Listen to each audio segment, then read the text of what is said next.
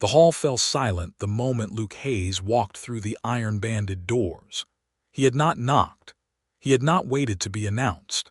He had simply pushed the doors open with one calloused hand, stepped into the firelit great hall of the Bonecrusher Clan's cliffside keep, and looked around with the unhurried ease of a man inspecting a wall he had been hired to repair. Then he had crossed the stone floor, past the rows of scarred orc warriors who stood with their arms folded and their tusks bared, walked straight to the long table at the center of the hall, pulled out a chair and sat down. He set his leather satchel on the table beside him. He folded his hands. He waited. The silence stretched so long that a log in the central fire crackled and split, and sparks drifted upward into the shadows of the vaulted ceiling.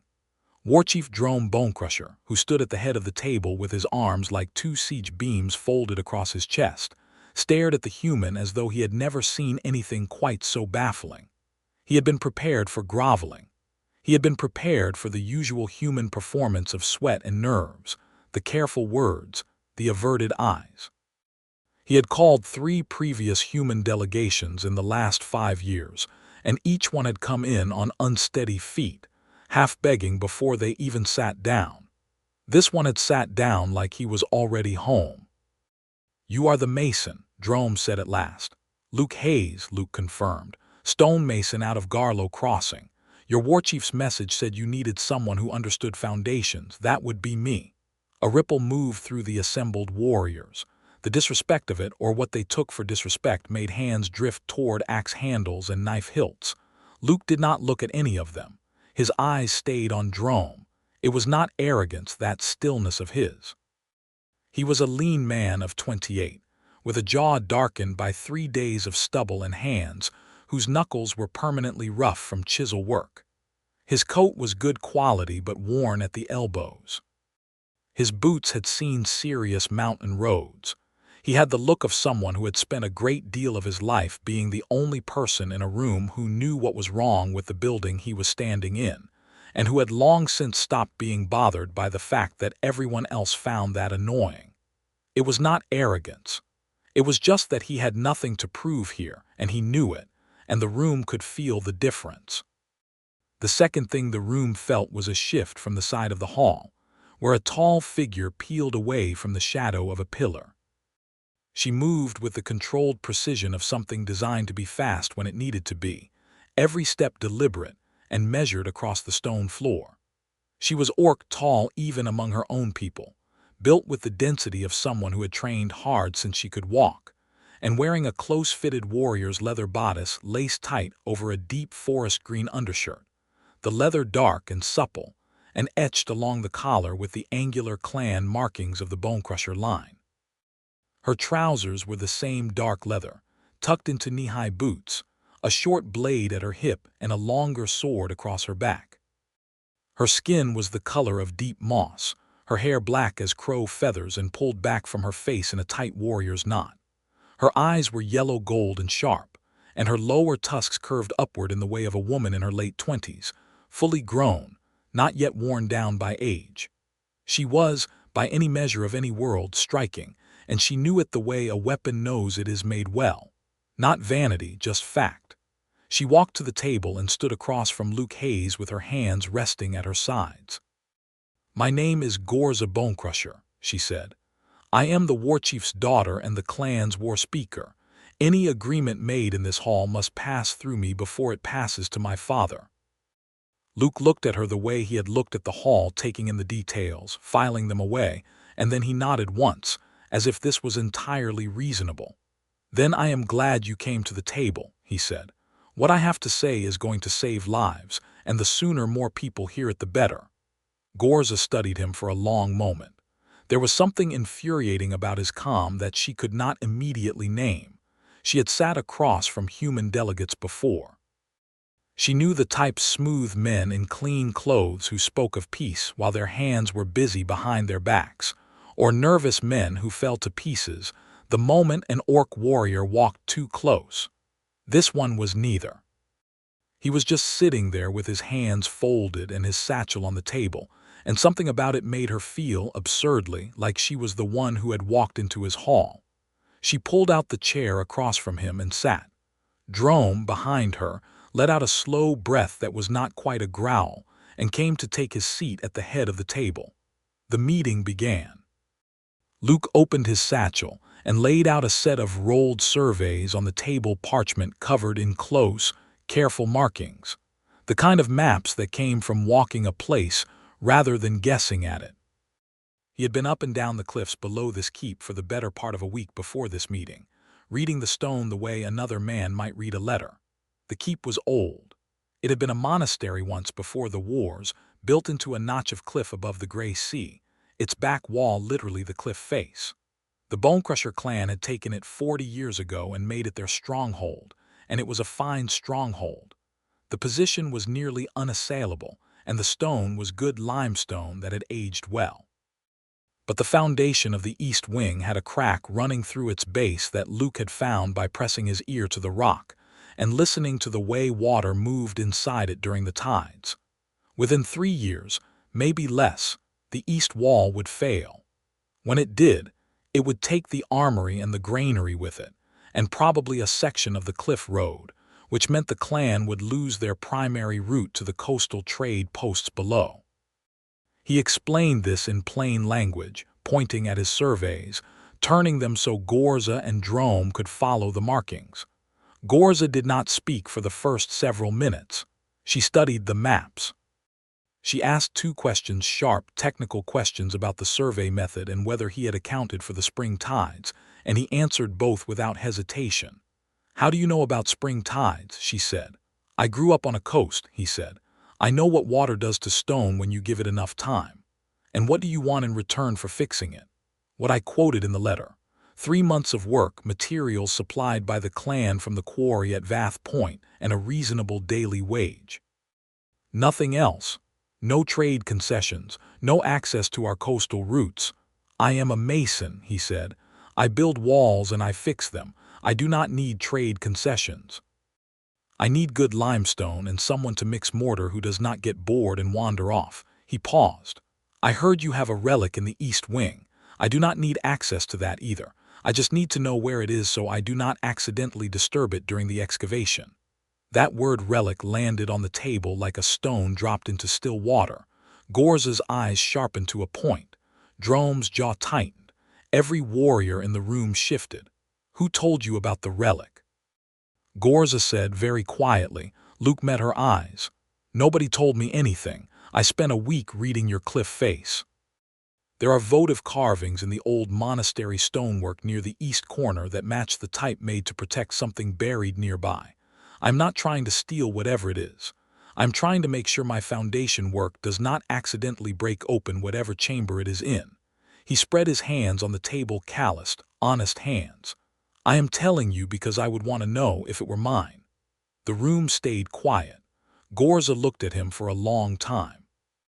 The yellow gold of her eyes was not soft. It never was, but something in it shifted, like a door moving slightly on a hinge.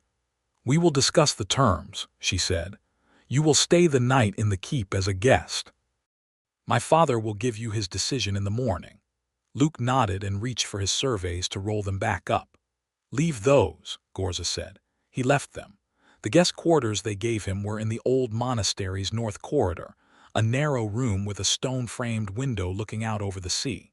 The drop from the window to the water was roughly 300 feet of cliff, and the gray sea that evening was the color of beaten pewter, heaving in long, slow swells that broke white against the rock below. Luke sat on the edge of the bed and ate the bread and cold meat that had been left for him and watched the sea move in the last light. He was not afraid. He had never been particularly good at fear. It always arrived late, after the danger had passed, in the form of a slight trembling in his hands that he would notice only when he was alone. Right now his hands were steady, and he ate his bread and thought about foundations. The door opened without a knock. Ghorza Bonecrusher stepped into the room.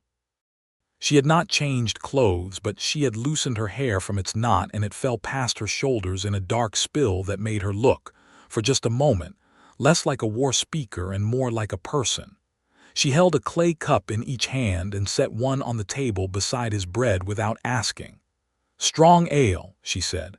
"We brew it here." "Thank you." He picked it up and drank. It was very good, dark and bitter with something herbal underneath it. She did not sit. She stood by the window and looked out at the sea for a moment, and he did not try to fill the silence which he had learned long ago was the right thing to do. "The relic," she said finally. "It is not simply a relic. It is the heartstone of Ashvara. It was given to this clan by the sea spirits 4 generations ago, according to our histories.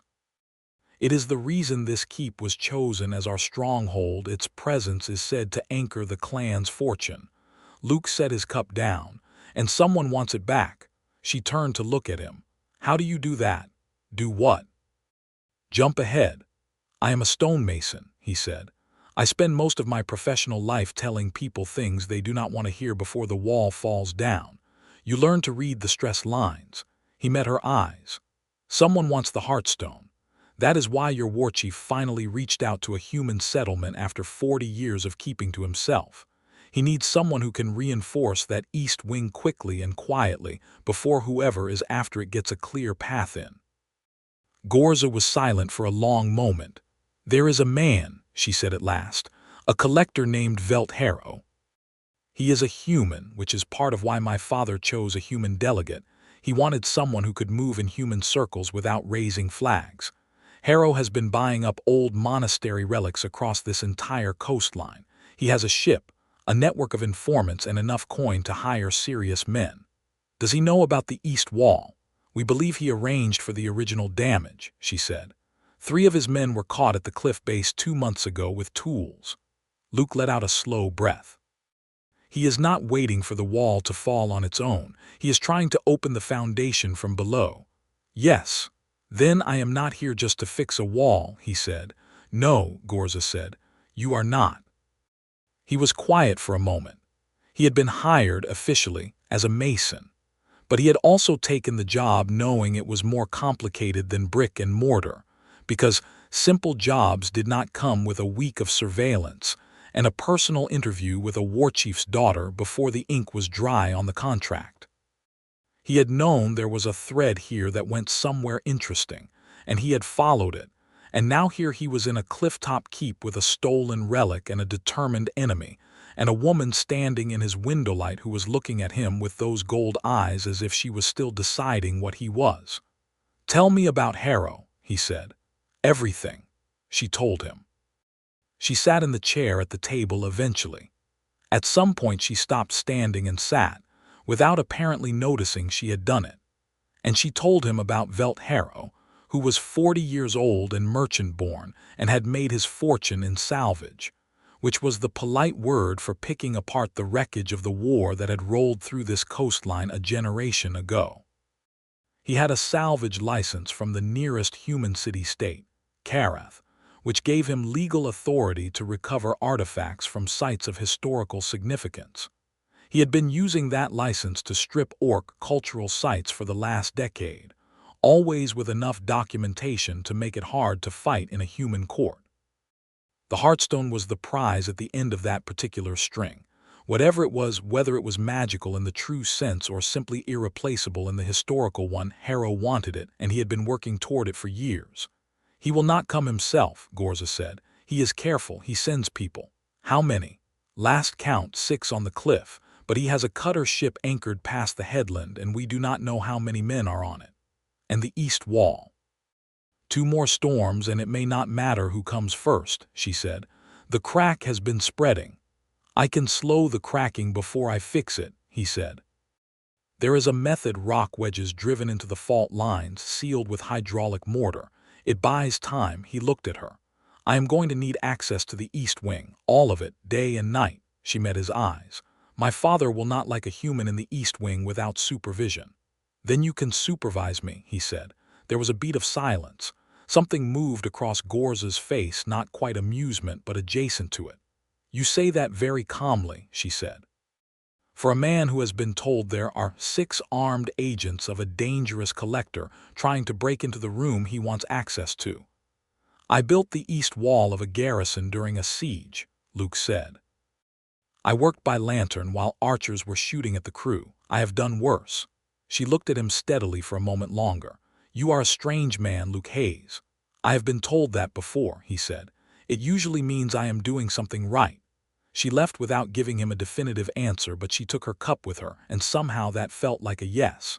In the morning, Drome Bonecrusher gave his decision over a table of smoked fish and hard bread. The terms were accepted. Luke was to have access to the East Wing under Ghorza's direct supervision. In exchange, he would fix the foundation and, if the opportunity arose, assist in recovering any intelligence about Harrow's network. He was to be treated as a clan guest, protected under clan law for the duration of his stay, which meant that any harm done to him was an offense against the Bonecrusher Clan. Luke thanked the war chief, ate his fish, and went a look at the East Wing. The damage was worse than his surveys had suggested from outside. The crack in the foundation ran the full width of the east corner, and there was subsidence. The floor had dropped nearly 2 inches on one side.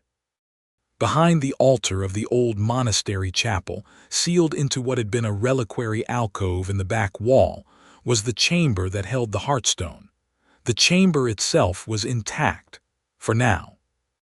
Ghorza stood beside him while he crouched at the base of the crack and ran his fingers along it, feeling the way it widened toward the outside. She had asked no questions yet, which he appreciated. "It is not going to fall tomorrow," he said, "but Harrow's people have been widening this from below. There are fresh chisel marks at the sea-level base. I could see them from the cliff road. They are working upward. How long before they reach the chamber floor? Depends on how hard they are working. Weeks, maybe. Less if they bring in more hands." He stood up, dusting limestone powder off his palms. "I need to get below and see what they have already done." "Which means I need to go down the cliff." Ghorza stared at him. "The cliff face is 300 feet. There are carved handholds in the old monastery stonework," he said. "Maintenance access for the original builders. I found them in my survey." "You climbed that cliff during your survey?" "The lower half," he said. Her expression was something he was starting to recognize, this particular combination of disbelief and reluctant respect that she wore when he said something she had not anticipated. He found he liked it more than was entirely professional. "I will come with you," she said. "Can you climb?" She gave him a look that made him regret the question immediately. They went down together the following morning at dawn, when the sea mist was thick enough to give them cover. Ghorza moved on the cliff face with the efficiency of someone who had been climbing these rocks since childhood, faster than Luke on the vertical sections, matching him on the traverses where the old carved handholds were spaced for human reach. The wind off the gray sea was cold and salt-edged and smelled like the bottom of the world, and 300 feet below them, the swells rolled in and burst against the base of the cliff in explosions of white water. They found Harrow's work at the 60-foot level. A horizontal tunnel had been cut into the cliff face, disguised behind a hanging net of seaweed that blended perfectly with the rock from above. Inside the tunnel, which was shored with raw timber frames, was the evidence of weeks of careful labor. The limestone had been worked steadily upward in a diagonal, aiming for the east corner of the foundation.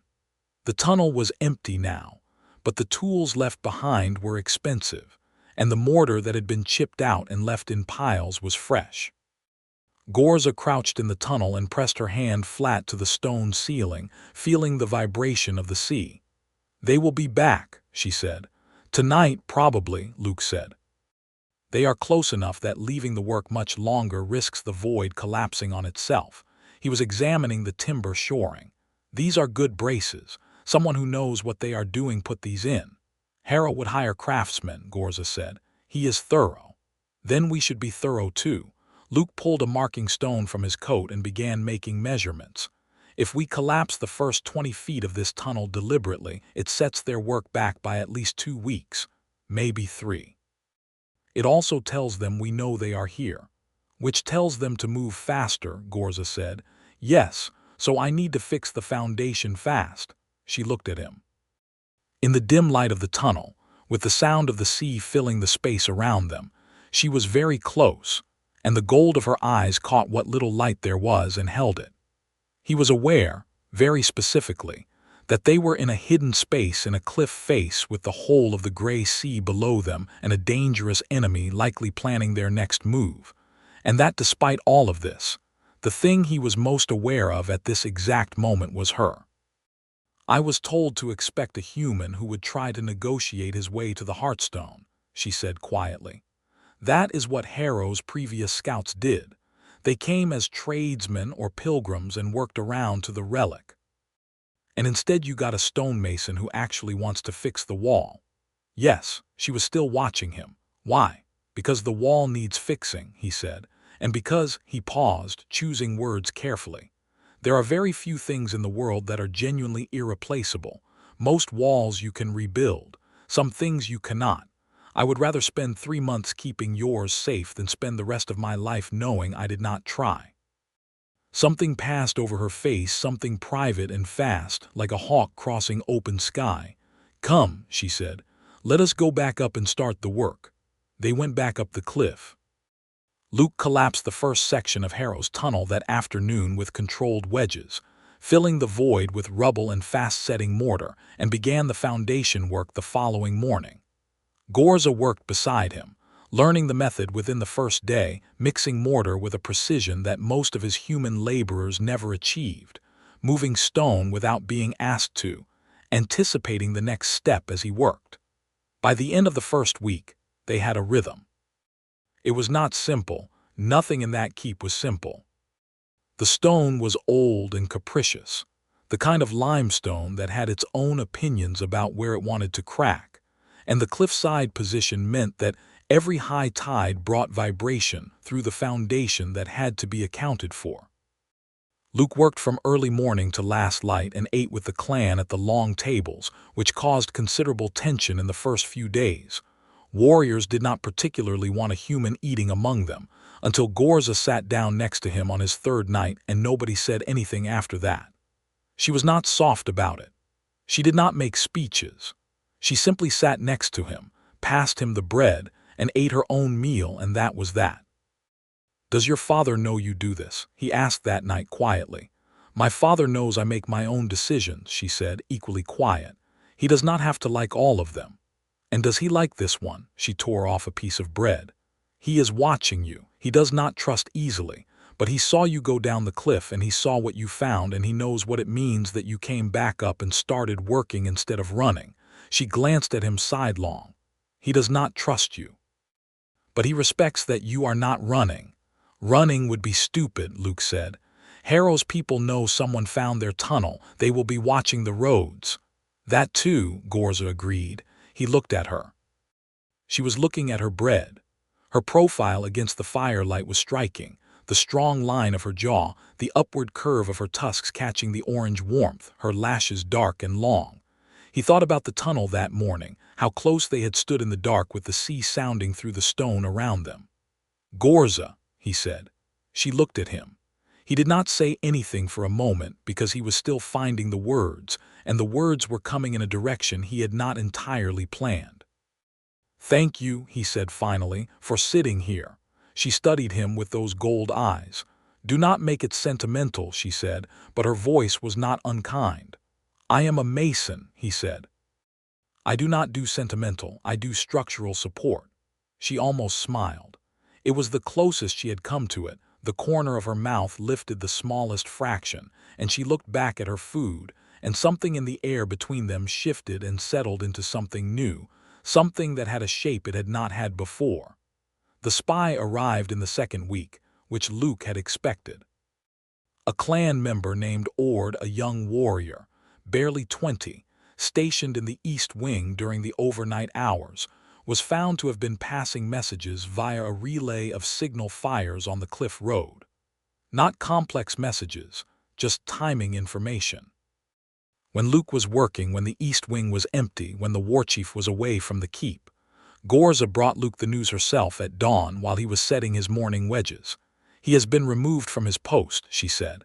Her voice was flat in the way of someone working very hard to keep it that way. "He will face the clan's judgment." "How badly compromised are we?" Luke said. "They know the tunnel was found. They know you are here and what you are doing." She paused. "Harrow will move up his timeline." How long do you think we have? A week, maybe less. Luke set down his hammer. He looked at the foundation work around them, the shored east corner, the wedges driven into the fault line, the fresh mortar still curring in the deeper cracks. He needed 3 more weeks to make this properly safe. He had 1. Then we changed the approach, he said. What do you mean? The heartstone, he said. Tell me about it, physically, how heavy, how large, how fragile. Ghorza watched him. It is roughly the size of a loaf of bread. Stone, not gemstone, just stone, but very old, very smooth. It is heavy for its size. A strong person could carry it. A strong person like you. Yes. Then we move it, he said. 4 Harrow's people break through the foundation. We take it out of the east wing entirely. Put it somewhere else in the keep, somewhere they are not tunneling toward. When they break through, they find an empty chamber. Ghorza was very still. That is, she stopped. That has not been considered. Because it has been in that chamber for 4 generations and moving it feels wrong, he said. I understand that, but a relic in the wrong hands does not get better by staying in one place. He looked at her steadily. It is your decision, your father's decision. I am telling you what I think gives it the best chance. She turned and walked to the window of the east wing and looked out over the gray sea, which was flat and gray-silver in the morning light. He waited. There is a vault in the old bell tower, she said at last, on the opposite side of the keep. The monastery's original sacristy. It has not been used in 40 years, but the stone is sound. The vault walls are 2 feet thick. Show me, he said. She showed him. The bell tower vault was everything she had described. A deep, arched chamber with walls that had been built to protect ecclesiastical silver and parchment from fire and flood, double-doored with iron-banded oak. Luke spent an hour examining it and declared it structurally superior to the east wing in every respect, which was unsurprising since it had never been sabotaged from below. We move it tonight, she said. Tonight, he agreed. Moving the heartstone was the work of an hour after midnight, with only Ghorza and Luke and 2 warriors Drome trusted absolutely. The stone itself was exactly as Ghorza had described, dark, smooth, old beyond counting, and heavier than its size suggested. Luke carried it himself for the last stretch, up the bell tower stair, cradling it against his chest while Ghorza walked ahead with a shielded lantern, and he was aware as he carried it of something that he could not quite explain, a warmth in the stone that had nothing to do with temperature, a sense of old, settled weight, as if whatever the thing was it had been waiting a long time for someone to simply pick it up and carry it somewhere safer. He set it down in the vault, on the stone shelf Ghorza had prepared with folded clan cloth, and stepped back. Ghorza looked at it for a long moment. It has been in this keep my entire life, she said quietly. I used to come and look at it when I was small, before the wars with the eastern settlements, before everything became about defense and strategy. I used to come and look at it and feel like the cliff would not fall. It will not fall, Luke said. I will make sure of that. She looked at him then, turned and looked at him across the low light of the lantern, and the softness in her expression was not something she was trying to hide. It was just there, quiet and unguarded, the way a person looks when they are standing somewhere private with someone they have decided they trust. He felt it like a stone turning over in his chest. Ghorza, he said. She stepped forward, closed the distance between them, and kissed him. It was not gentle exactly. She was not a gentle woman, but it was careful and sure and warm, and tasted faintly of the strong ale she had been drinking before they came up here. His hands came up to her arms, her hands were at his jaw, and for a long moment the bell tower vault held them both in its old stone quiet, with the lantern throwing gold light across the dark walls. She pulled back first and looked at him. I have been thinking about doing that since the day you sat down at that table like you owned the room, she said. I did not own the room, he said. I just was not afraid of it. That is exactly what I mean, she said. He kissed her again, longer this time, and neither of them said anything for a while after that. In the morning the east wing was sealed and the trap was set. Harrow's people came 3 nights later. Luke had expected them to come from below, through whatever remained of their damaged tunnel. He had left the collapse just imperfect enough to allow a determined team to break through, which they did, right on schedule, in the deep of the second night after the Heartstone's relocation. He heard the sound from the corridor where he was waiting with Ghorza and 4 warriors, a dull boom followed by the groan of settling stone, and then the slow noise of careful movement below the floor. They let them come all the way through. Let them work the floor stones up in the East Wing chapel. Let 3 of them climb into the chamber. And then Ghorza came through the East Wing doors like a storm off the cliff, and Luke came right behind her, and the 4 warriors sealed the exits. 2 of Harrow's men surrendered immediately. The 3rd tried to run for the hole in the floor, and Ghorza caught him by the back of the coat with one hand and lifted him off his feet, which was perhaps the most impressive physical thing Luke had ever seen someone do with that little apparent effort. She set the man down hard in a corner and stood over him until the fight went out of his eyes. "Tell me about Harrow," she said. "Where is his ship moored?" The man told her. He told her everything, in fact, because Ghorza Bonecrusher, standing over you with the expression of someone who has had a very long several weeks and is no longer interested in being patient, was apparently deeply motivating. The ship was anchored past the South Headland, a 2-masted cutter, and it had 12 more men on it. Harrow himself was aboard. He had come personally for this, which meant either confidence or desperation, and the fact that he had moved up his timeline suggested the latter. Luke and Ghorza stood in the East Wing, which now had a hole in its floor and 3 very unhappy salvage agents sitting against the wall, and looked at each other. "He will know they did not come back with the stone," Ghorza said. "He will make another move before morning," Luke said. "If he has 12 men on the ship, he might try a direct approach. The cliff road from the south." "We can hold the cliff road," she said. "Yes, but if he gets even 1 person to the bell tower before your people reach him, he will not know about the bell tower," she said. "Not yet," Luke said, "but he had a spy inside the clan. We do not know what Ord told him about the keep's layout." The silence between them was a working one, the kind of silence 2 people share when they are solving a problem together and the time pressure is real. "We take the ship," Luke said. Ghorza looked at him. "You want to take a ship?" "I want to take the ship," he said. "Or rather, I want to put those 3 men back in that tunnel and have them tell Harrow the stone is being moved via the cliff road to the north. Draw him up the road and away from the keep. Meanwhile, your warriors take the cutter while it is lightly crewed." Her eyes narrowed as she worked through it. "He would not fall for that easily. He does not have to fall for it completely. He just has to split his attention. If he thinks there is a chance the Heartstone is moving, he has to cover both options. His agents would warn him that it is a trap. Not if they think the plan is real." He looked at her steadily. "They do not know the Heartstone has already been moved. As far as they know, it is still in the East Wing. If they go back and tell Harrow the clan got spooked and is moving the stone tonight, he will not wait," she said slowly. "He will split his men, some for the cliff road, some staying with the ship." "And we take the ship," Luke said.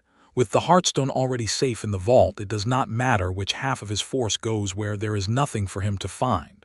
Ghorza was quiet for a moment. Then she said, "I like this plan. I thought you might."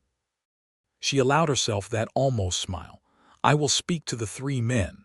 The ruse worked better than Luke had any right to expect. By the 3rd hour of the night, Harrow had sent the majority of his ship's crew up the South Cliff Road, a grinding, difficult scramble in the dark, following a false trail, and had stayed aboard with only 3 men while he waited for word. Ghorza's warriors took the cutter with the speed and efficiency of people who had been raiding coastal vessels as a military tradition for 3 generations, and Velt Harrow was taken out of his own cabin without a single significant blow being struck. He was brought to the great hall in chains. Luke was standing at the back of the hall when they brought Harrow in, and he had time to study the man before anything was said. Harrow was perhaps 45, broad-shouldered but soft in the middle, with the look of wealth that had been comfortable for long enough to start forgetting where it came from. He was dressed well even at this hour, quality cloth, silver buckles, and he had the face of someone who believed, very deeply, that the world's arrangements would ultimately resolve themselves in his favor. That face went through some interesting changes when he saw the hall full of Bonecrusher warriors. Drome took the head of the table. Ghorza stood at his right, and Luke came to stand beside her, which earned him a sharp look from Harrow that he met with the same steady calm he brought to everything. "You are Velt Harrow," Drome said. It was not a question. "I have salvage rights authorized by Harrow began. Your salvage authorization covers sites defined as human historical significance under the Karath Charter," Ghorza said. "This keep was an Orc stronghold before it was a monastery, and it was taken by Orc warriors 40 years ago under treaty provision. It is Bonecrusher land. Your charter has no standing here." Harrow's eyes moved from Ghorza to Luke. "Who is the human?" "My associate," Ghorza said. "He is a mason," Harrow said. "I know who he is. He has no authority in this." "He has every authority I choose to give him," Ghorza said flatly. "And right now his authority is largely irrelevant because you are the one in chains." Harrow changed tactics. He was smooth about it, which told Luke he had done it before. The shift from aggression to conciliation happened fast. "Warchief Bonecrusher," he said, addressing Drome, "surely we can discuss this.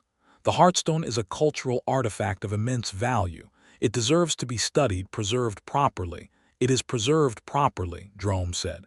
"In our keep, under our protection, as it has been for 4 generations. I can offer significant compensation. The stone is not for sale," Ghorza said. "Then what do you want from me?" Harrow said, and now the smooth surface was cracking slightly, the calculation showing through. "You have my ship. You have my men. You clearly are not going to. You commissioned sabotage of this keep," Luke said from beside Ghorza. He had not spoken yet, and the room noted it. "You paid people to cut into the cliff foundation with the specific aim of collapsing the east wall and gaining access to the chamber below. That is not salvage. That is criminal destruction of property, and it puts the structural integrity of the entire east face at risk, which includes the cliff road used by 2 coastal trade settlements downstream." Harrow looked at him. "And you are going to make a legal case? You, a mason with no standing?" "No," Luke said, "but I am going to document the tunnel, the tools, and the mortar chips with affidavits, and I am going to send that documentation to the harbor authority in Karath, along with the testimony of your 3 men who spent the night telling us everything about your operation. You will lose your salvage license. You will probably lose your ship, since the harbor authority tends to look unkindly on vessels used in property crime." He paused. "And then you will go home." Harrow stared at him. "Or," Ghorza said, "you can attempt to fight your way out of this hall and we can see how that goes." Harrow looked around the hall at 40 Bonecrusher warriors. He looked at Ghorza. He looked at Luke. He looked at his chains. "I will leave," he said. "Yes," Drome said. "You will." Harrow and his men were released the following morning without the ship, which was forfeit and would be the Bonecrusher clans to do with as they wished, and without the documentation of his tunnel work, which went into the clan archives along with Luke's affidavit. His remaining men came down off the cliff road at dawn looking exhausted and confused, and they were pointed south by clan warriors and watched until they were well down the coastal road. Luke stood on the keep's outer wall that morning and watched Harrow's group diminish down the road, and thought about everything that had led to this moment: the letter he had received, the surveys, the cliff face, the tunnel, the bell tower, the kiss in the vaulted dark, and found that for the first time in a long time he was not thinking about the next job. Ghorza came and stood beside him on the wall. The morning wind off the gray sea lifted her loose hair. She had not yet put it back in its knot, and the sun was coming up gold and enormous over the water, filling everything with warm light. "My father wants to speak to you," she said. "That sounds serious," Luke said. "He wants to ask you to stay," she said. "At least through the foundation work. He does not say things like that lightly." "And what do you want?" he asked. She looked at him sidelong. The gold of her eyes in the morning light was something he was going to think about for a long time, no matter what happened next. "I told him I had already asked you to stay," she said, before he thought to ask. "When did you ask me that?" "Just now," she said. He looked at her. "That is not really asking," he said. No, she agreed. It is more of a structural decision, like driving wedges into a fault line. He laughed, a real one, the kind that surprised him by arriving. Then I suppose I had better stay. Good, she said, because the bell tower drainage is also concerning and I want your eyes on the north parapet before the winter storms come. The bell tower drainage, he said. Do not look at me like that. The drainage is genuinely concerning. I am sure it is, he said. I am sure that is why you brought it up.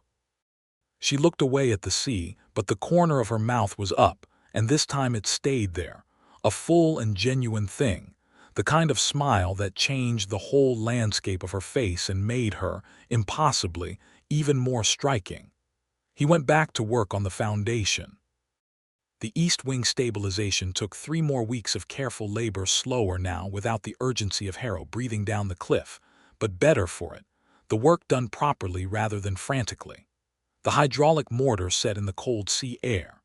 The wedges were driven and locked.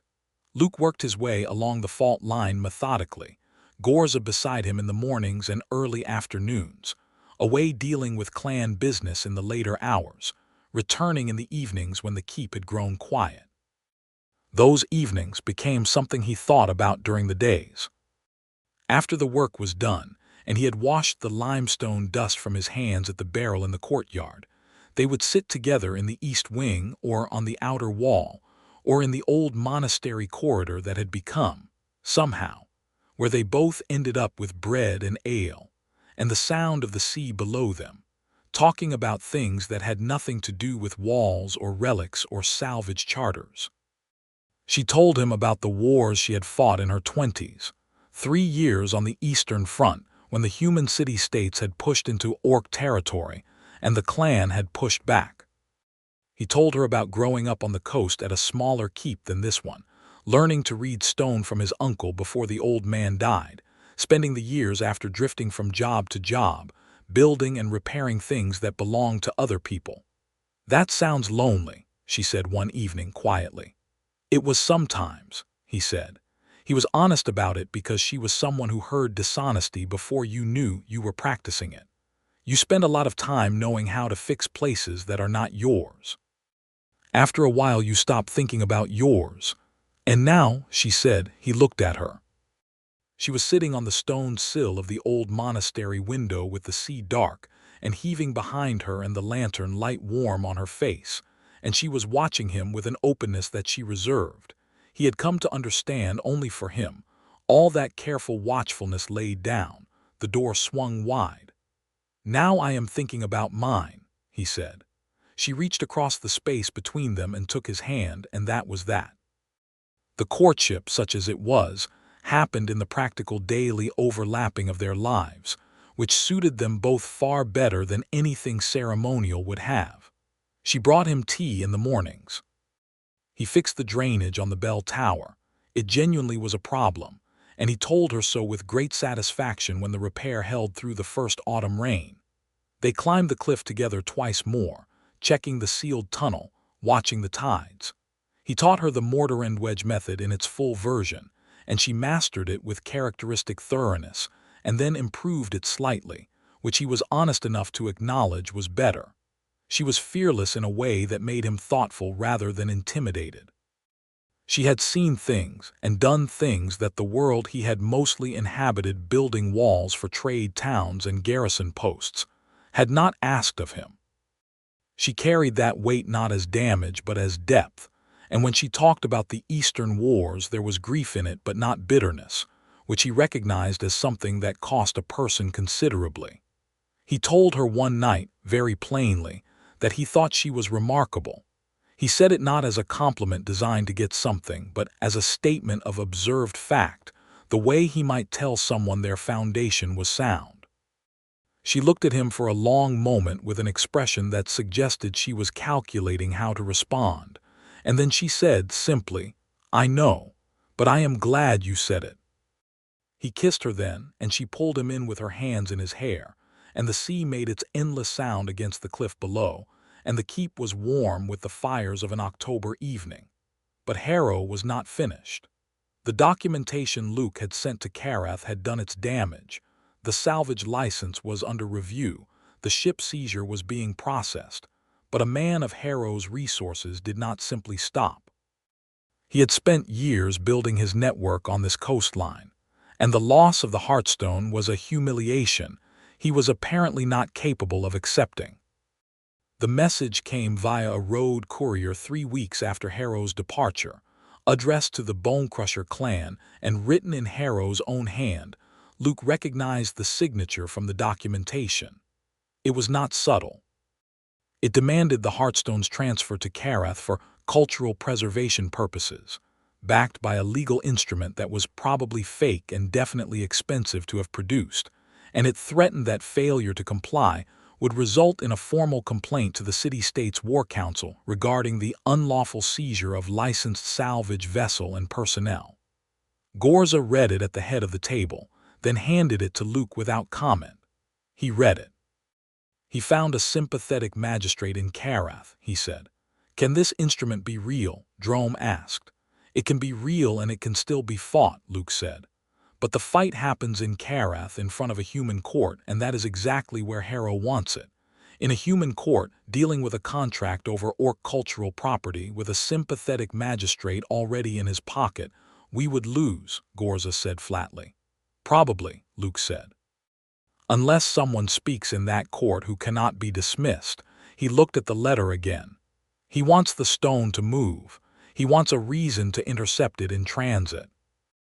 That is what the legal instrument is actually for. It gives him pretext to seize it on a public road between here and Karath, with witnesses in a way that looks legitimate. Then the stone does not move, Drome said. The stone does not move, Luke agreed.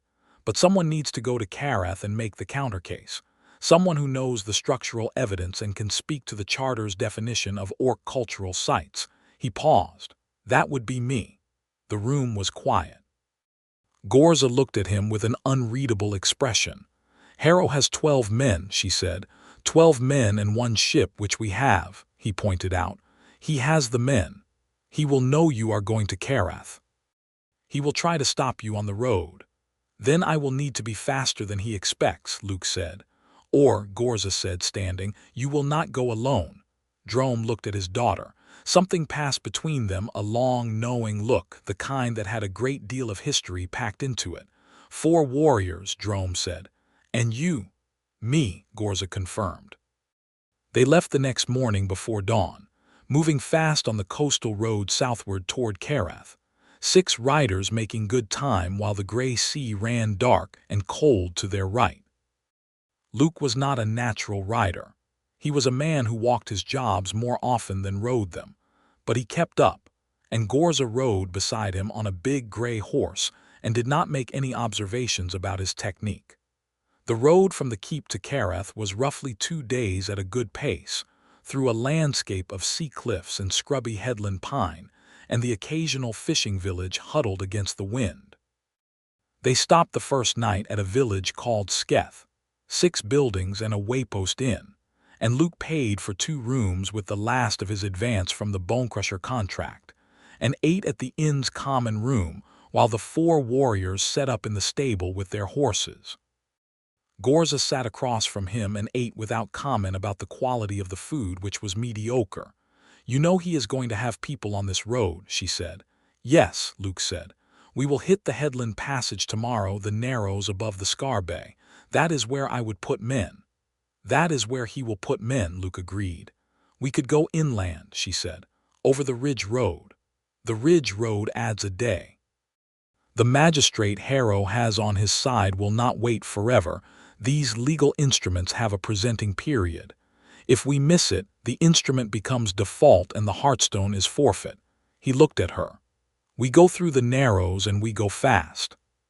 She tore her bread in half and handed him a piece without seeming to think about it. Tell me something, she said. What?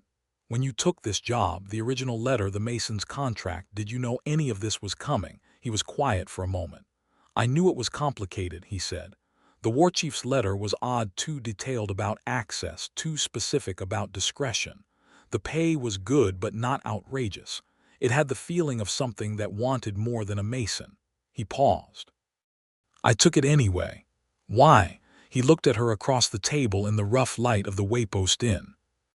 She was watching him with that direct gold gaze, and he thought about what he had told her about years of fixing other people's walls and never thinking about his own, and about the way he had walked into that great hall and sat down not because he was brave, but because, for some reason, the moment he had stepped through those iron-banded doors, he had felt something that he now recognized as the opposite of the feeling that had defined most of his adult life. He had felt for the first time in a long time that he was exactly where he was supposed to be. "I had a feeling," he said. "I do not usually talk about feelings, but I had one."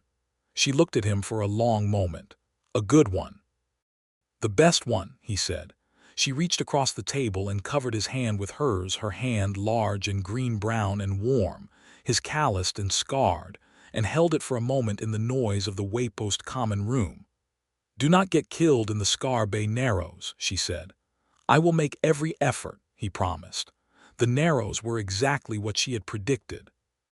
They hit the headland passage at mid-morning on the second day, a section of the coastal road that cut along the edge of a dramatic cliff above Scar Bay, 200 feet of sheer rock to the left, and the road narrowing to barely 12 feet of width, with a long overhang of stone above that created a natural choke point where 4 men could hold off 12, which meant it could also work the other way.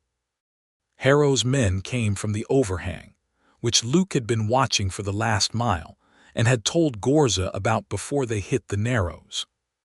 They dropped ropes and came down fast, 6 of them, heavy men with short swords and axes, the kind of professional violence you hired when you wanted a thing done quietly, and they came down right into 4 Bonecrusher warriors who had been ready and waiting. The Narrows exploded into chaos.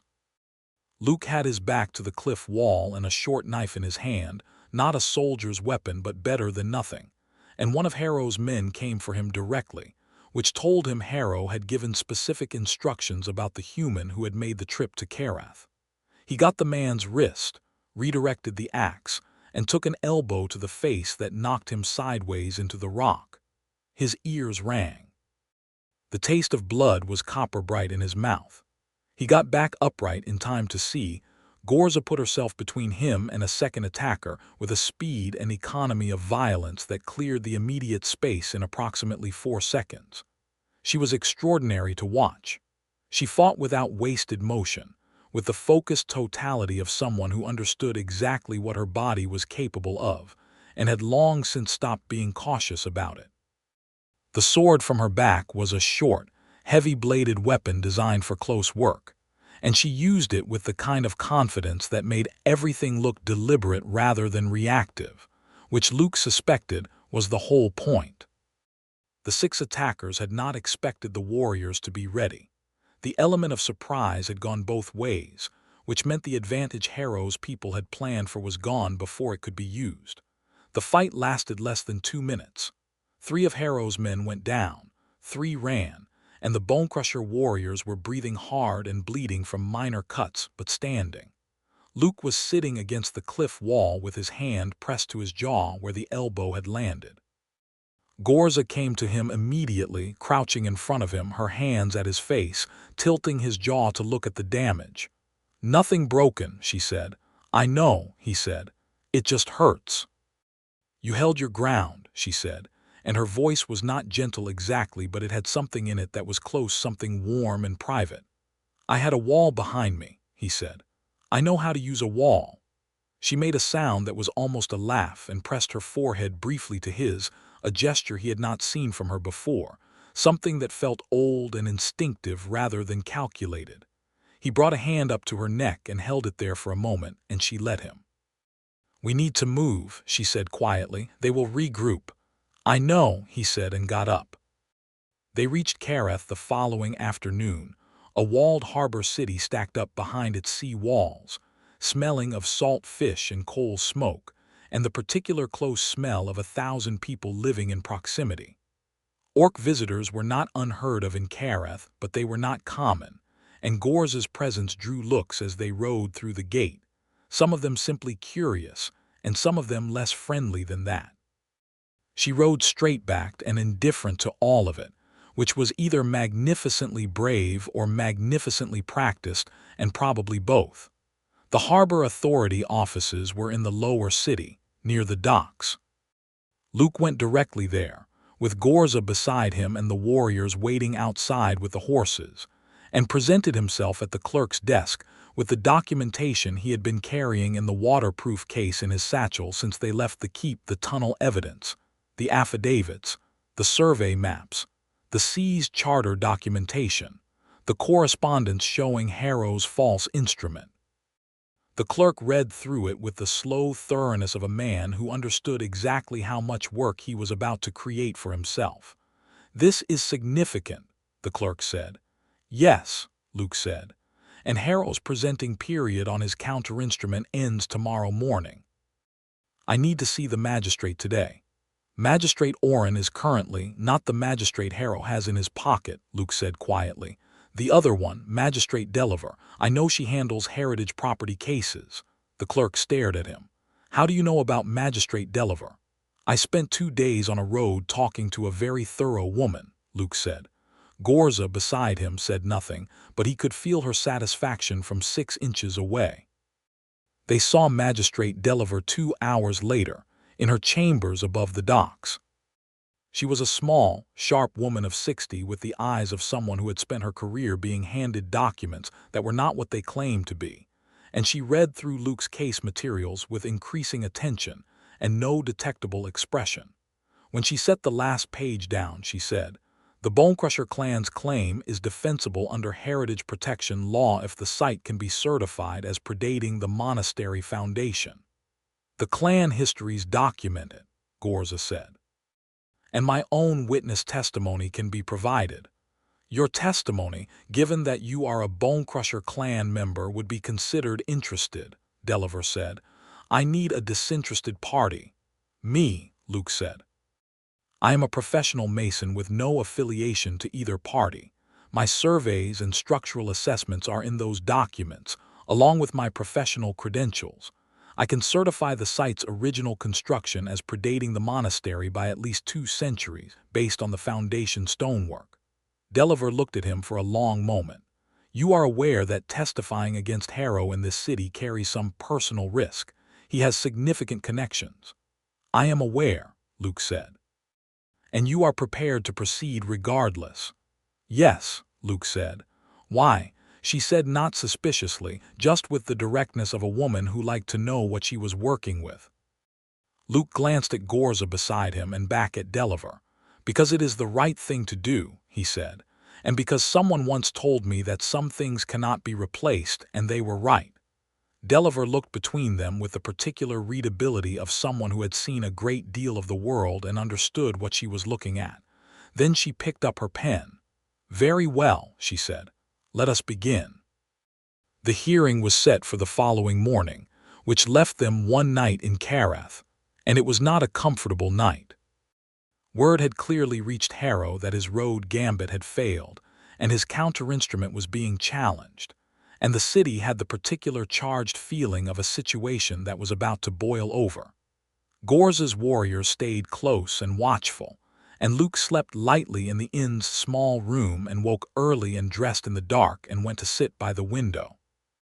He was still there when a soft knock came and Ghorza opened the door and came in without being invited, the way she had the first night in the keep, and sat on the edge of his bed without ceremony. "You cannot sleep either," he said. "I never sleep well before a fight," she said. "This is not that kind of fight." "All fights are that kind of fight," she said. "You are just using different weapons." He turned from the window and looked at her. She was watching him with those gold eyes in the pre-dawn dark, and she looked, for once, tired, not weak, not uncertain, just carrying the weight of the last several weeks without the usual armor of absolute composure. "Come here," he said. She moved without argument to where he was sitting, and he put his arm around her and she leaned against him, her head against his shoulder, her hand at his chest. And they sat like that in the window with the harbor of Karath making its slow night sounds below them and the gray sea somewhere beyond the rooftops, doing what it always did. "Whatever happens tomorrow," he said, "the stone is safe." "Yes," she said. And whatever happens tomorrow, Harrow knows that you have people who will fight for it. That matters." "I know," she said. "I know all of that." She was quiet for a moment. "I am not afraid for the stone." He understood then. He turned slightly and put his other arm around her, and she let him pull her closer, and she was warm and solid and present in a way that made the tight thing in his chest release all at once into something broader and easier. "Nothing is going to happen to me," he said. "You do not know that," she said. "I have been making structural predictions for 10 years, he said. "My error rate is very low." She made a sound against his shoulder that was undeniably a laugh, small and surprised and real, and he felt it like something settling, a key turning in a lock. "Ghorza," he said, "I am exactly where I want to be. Whatever comes next, that is true." She lifted her head and looked at him very close in the dark. Her eyes caught the first pale edge of dawn from the window. "When this is done," she said, "you will stay." It was not a question, not entirely, but there was something underneath it that was softer than command, a want, careful and real, from a woman who did not let herself want things carelessly. "Yes," he said, "I will stay." She kissed him slow this time, not the urgent reaching thing from the bell tower, but something deliberate and warm and with the full weight of everything behind it.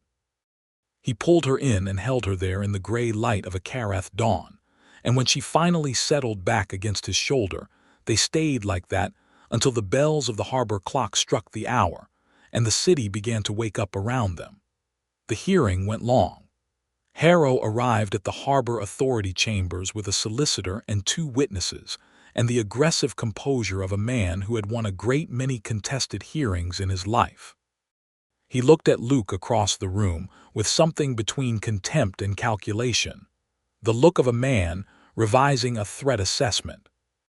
Magistrate Deliver presided with the detached precision of a very good knife, and she cut through Harrow's counterinstrument's pretensions methodically, asking questions whose simplicity concealed tremendous sharpness.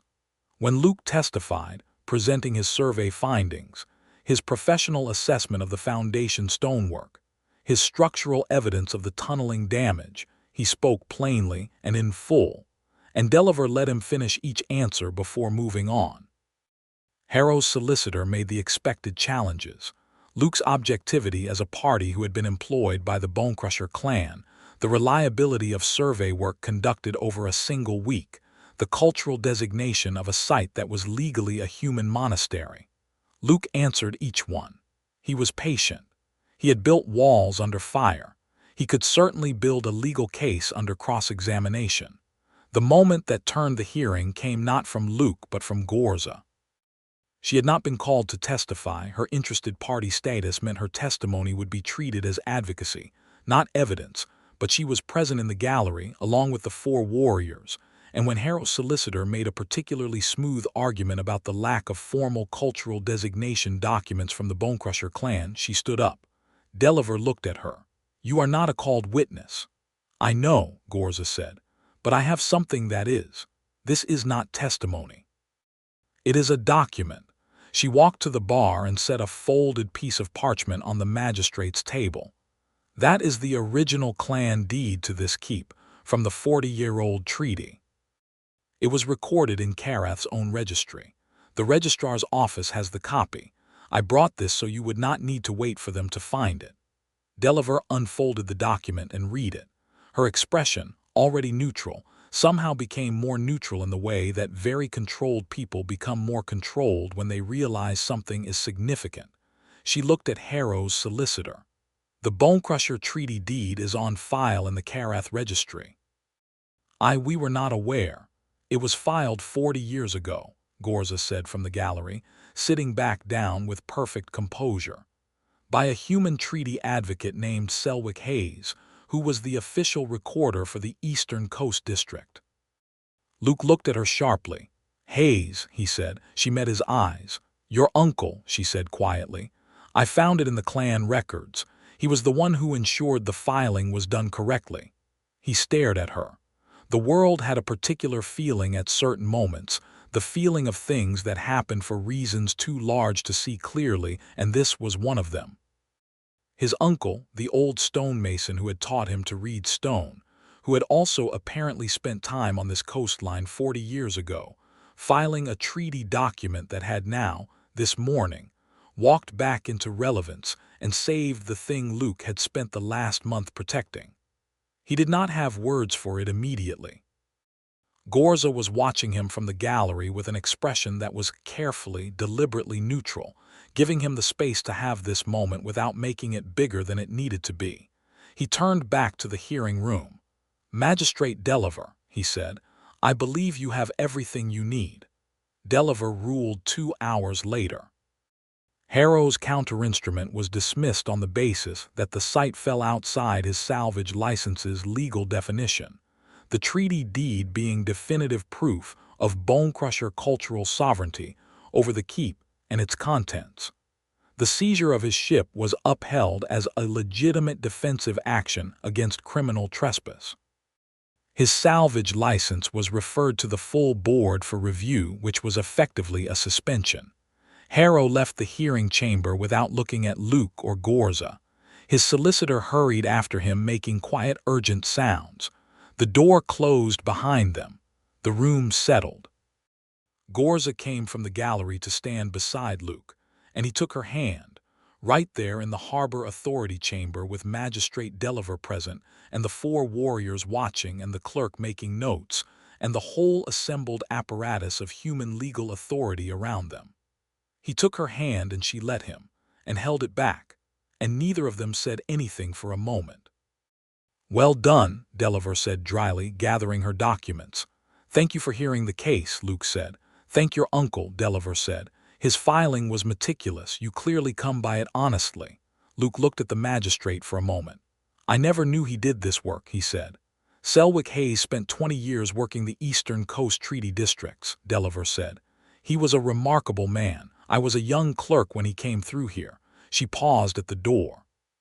"He would have liked knowing his nephew finished the job." She left. Luke stood in the empty hearing chamber with Ghorza's hand in his and the afternoon light coming in long and low through the harbor-facing windows, and he thought about his uncle, the calloused hands, the patient voice, the way he had held stone up to the light and listened to it as if it were speaking, and the feeling that moved through him was not grief exactly, though there was grief in it. It was something larger, the sense of a thread running through things that had seemed unconnected, finding its proper shape. "Did you know before this morning?" he asked. "I found it 2 weeks ago," she said, "in the clan archive room. I was looking for the deed to use in the hearing and I found his name." She paused. "I did not know how to tell you. I did not know if it would be a good thing or a hard thing." "Both," he said. "Yes," she said. He looked at her. She was watching him with that open, unguarded expression. The door swung wide, the armor all the way down. "He came here," Luke said slowly, 40 years ago. He did work on this coastline. He filed that deed. He looked at the windows, at the harbor light.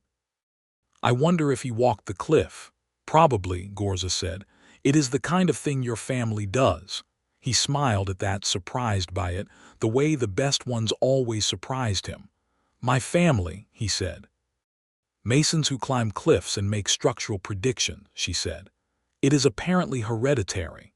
He pulled her in then, right there, and she came without hesitation, her arms around him, her face at his neck, and he held her in the long afternoon light with the harbor sounds drifting through the windows, and thought that for the first time in a very long time the future was not a series of other people's walls he had not yet fixed. It was this. It was her. It was the keep on the cliff above the gray sea where a stone vault held something irreplaceable, and where the foundation was going to be very solid indeed when he was finished with it. They rode back north the following morning. The road through the Scar-Bay Narrows was empty. Harrow's remaining men had scattered with the collapse of his legal case and the seizure of the ship, and the headland passage was just a road above the sea with the wind in their faces and the sun at their backs and the cliff-edge hawks hanging on the updrafts below. Ghorza rode beside him, and she said, "You know the north parapet really does need work." "I thought that was an excuse to keep me here," he said. "It was also genuinely a concern," she said firmly. "The drainage channel is undersized for the winter storm load. You will want to extend it by at least 6 feet or the east courtyard will flood. I am beginning to think this keep has infinite structural problems, he said. All good keeps do, she said. It means they have been standing long enough to develop character. He laughed. It was becoming a habit which he found he liked. The keep came into view at mid-afternoon on the second day, the gray stone bulk of it against the cliff face, sea-facing, ancient, the bell tower a small square tooth above the main line of the roof, the outer walls catching the salt light.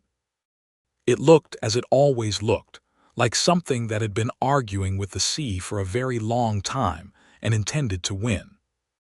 Ghorza Bonecrusher was standing on the outer wall when they rode through the gate, and he came down to the courtyard to meet them. "It is done," he said. "The claim is dismissed," Ghorza said, dismounting. "Harrow's license is suspended. The ship is ours." Ghorza looked at Luke for a long moment. "Mason Hayes," he said. "War Chief," Luke said. "My daughter tells me you intend to stay to complete the foundation work." "And the north parapet drainage," Luke said. "It is a genuine concern." Something moved in Ghorza's face, something that was not quite a smile but had the shape of one around the edges. "You will need permanent quarters," he said. "The old mason's room in the north corridor has a good window." "I know the room," Luke said. "I have been staying in it." "Yes," Ghorza said. "I know." He looked between them, his daughter, this lean human man with the calloused hands, and the calculation in his eyes gave way to something older and simpler, the look of a father deciding that a thing has already been decided, and that the only dignified response is to decide it first. "You are under clan protection," he said. "As long as you are in this keep, you are Bonecrusher guarded." "Thank you," Luke said. Ghorza grunted, which was apparently the ceiling of his expressiveness on the subject, and walked back toward the hall. Ghorza watched him go and then looked at Luke. "He likes you," she said. "He is very warm about it," Luke observed. "For my father that was a formal declaration of affection," she said dryly. He followed her into the keep, through the iron-banded doors that he had pushed open that first day with one calloused hand and walked through without waiting to be announced, and the hall closed around them with its vaulted ceiling and its fire and its settled stone smell, and it felt, as it had felt that first moment, that first step, in a way he had not understood at the time, exactly like coming home. The foundation work was finished in November, 8 days before the first winter storms rolled in off the gray sea and tested everything. Luke stood in the east wing on the morning of the first big storm and listened to the way the stone moved, the vibration in the walls, the pressure in the fault lines, the tide swell transmitting through the cliff face, and everything was sound. The crack had not moved. The wedges held. The mortar had cured to its full hardness and was doing what good mortar was supposed to do, which was exactly nothing, invisibly and permanently. Ghorza stood beside him and listened too. She had learned how to do it, pressing her palm flat to the wall and feeling the stone's language through it. "It is holding," she said. "It will hold for 100 years," he said, "with the right maintenance. Drain the east channel twice a year, reseal the lower wedge joint every decade, and keep everyone away from the cliff base with large hammers." "I will have that posted formally," she said. He smiled. The storm was making itself known outside, the sound of it, the pressure change in the air, the faint boom of the big swells against the cliff base 300 feet down. "Tell me," he said, "the north parapet." 6 feet of extension on the drain channel, she said immediately, and the east courtyard wall needs 2 new buttresses before spring. "The east courtyard wall," he said. "You did not mention that." "I am mentioning it now." "How long has it needed buttresses?" 15 years, she said. He looked at her. 15 years. "We were waiting for the right mason," she said, and the gold of her eyes was warm and unserious and entirely on purpose. He reached for her and she came to him. And outside the storm was doing its best against the cliff, and the cliff was not interested. And the keep stood on its high rock as it had stood for 2 centuries, solid and sea-facing and not going anywhere. It was that evening, with the storm moving through and the hall fires high, and the clan gathered for the kind of indoor noise that long winter nights produced, that Ghorza did the thing she had been working toward for several days without telling him. She came to him after the meal in the corridor outside the Great Hall, and she was carrying something small in her closed hand. "There is a custom," she said, "in Bonecrusher courtship. When a warrior decides that a person is theirs genuinely, permanently, they mark it." He looked at her hand. "Show me." She opened her hand. In her palm was a small carved bone stamped clan marked, old, the kind of thing passed down rather than made fresh, and beside it, a small clay jar. "It is not a wound," she said. "It is ink. A mark made willingly where it will not easily be hidden." She paused. "I am not asking for anything permanent you have not already given. You told me you would stay. I believe you. This is not—" She paused again. "This is for me. I want people to look at you and know." He understood fully what she was telling him. Not possession, she was not that kind of woman, and he was not that kind of man, but declaration. The orc way of saying something publicly with the body in a language older than any court document or treaty deed. "Where?" he said. She touched the inside of his right wrist. He held out his hand. She was careful with it, more careful than he had expected, the stamp pressed to his skin precisely and deliberately, the ink a deep blue-black.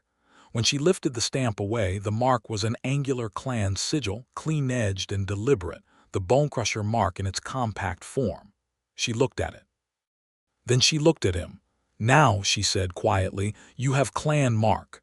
He looked at his wrist. The mark was clean and dark and very clear. Then he looked at her, and he reached up with his marked wrist and laid his hand against her jaw, his thumb at her cheekbone, and he said, "Now people know." She turned her face into his hand briefly, the way she did sometimes, that small gesture of letting herself be cared for that she did not show anyone else.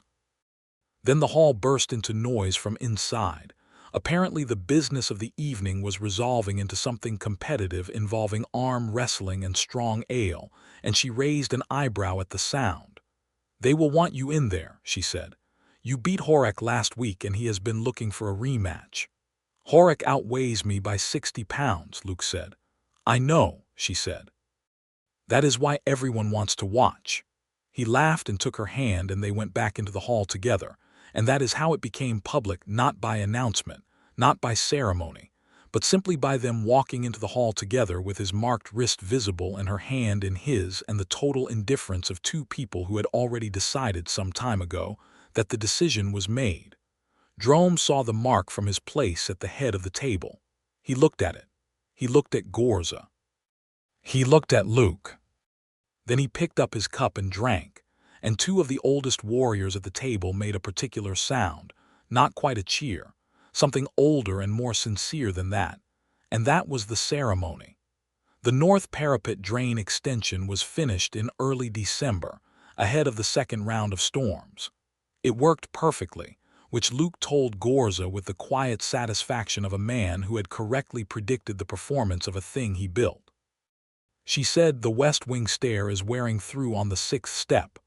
"Ghorza," he said, "I am just telling you now rather than later," she said. "It is not urgent. Spring will be fine." "Is there anything in this keep that is not eventually going to need fixing?" he asked. She thought about this seriously. "The bell tower vault," she said. "You built that, right?" "I moved a stone into it and closed the door," he said. "Still," she said, "the drainage is adequate and the walls are 2 feet thick. My father says it has been sound for 40 years and nothing you have done has changed that." He considered this. "That is a compliment," he said. "A structural one," she said. "The best kind." He kissed her in the corridor outside the vault, and the hearthstone sat in its old stone quiet inside, and the sea wind came through the bell tower slats above them, and the keep stood on its cliff. 2 weeks before the winter solstice, a message arrived from Karath. Harrow's salvage license had been formally revoked. The harbor authority was pursuing a criminal case for property damage and criminal conspiracy. Harrow himself had apparently left Karath, some said for the eastern merchant cities, some said farther, and his network was dismantling itself in the way of networks that have lost their central coin and are not confident their employer will return. The Hearthstone was safe. Not provisionally safe, not temporarily safe, but properly, legally, permanently safe in a way that could be defended in any court on the coast.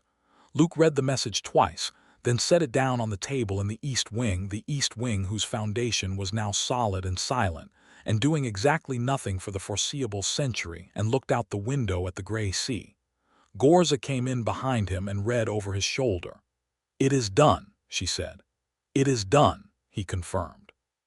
She put her hands on his shoulders from behind and he turned, and they stood facing each other in the east wing, with the winter light coming in off the water and the old monastery walls around them, and the sound of the clan living their lives in the corridors outside. "The whole coastline knows what happened here," she said.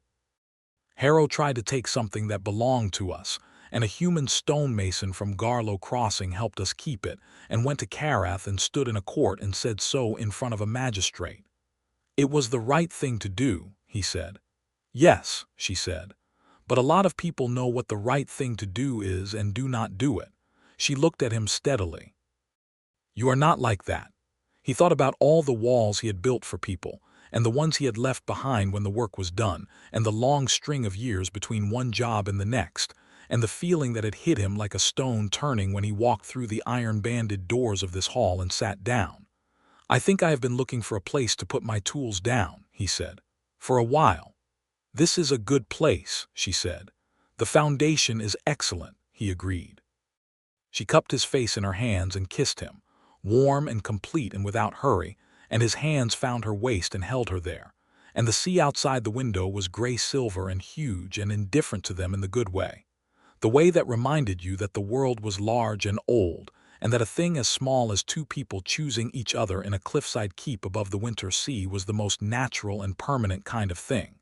The keep was not going anywhere. The stone was sound. The relic was safe. The work was done, and the man who had come up the coastal road to fix a wall had, in the process, found the thing he had not known he was looking for, had sat down at a table in the middle of a hall full of warriors who expected him to beg, and felt immediately in the bones, the way you feel the quality of stone before you have consciously assessed it, that he was home. He had been right about the foundation. He had been right about all of it.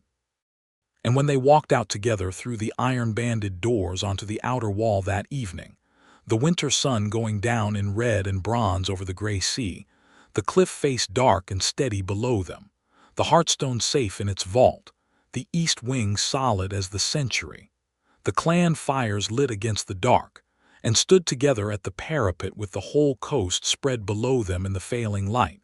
It was not an ending. It was the first evening of a long and unambiguous future, claimed as surely as any foundation stone, marked as permanently as ink on a wrist, and chosen, again and again, by both of them. The sea wind was cold and the horizon was immense, and Ghorza's hand was warm in his, and the keep stood on its rock above the world and would go on standing.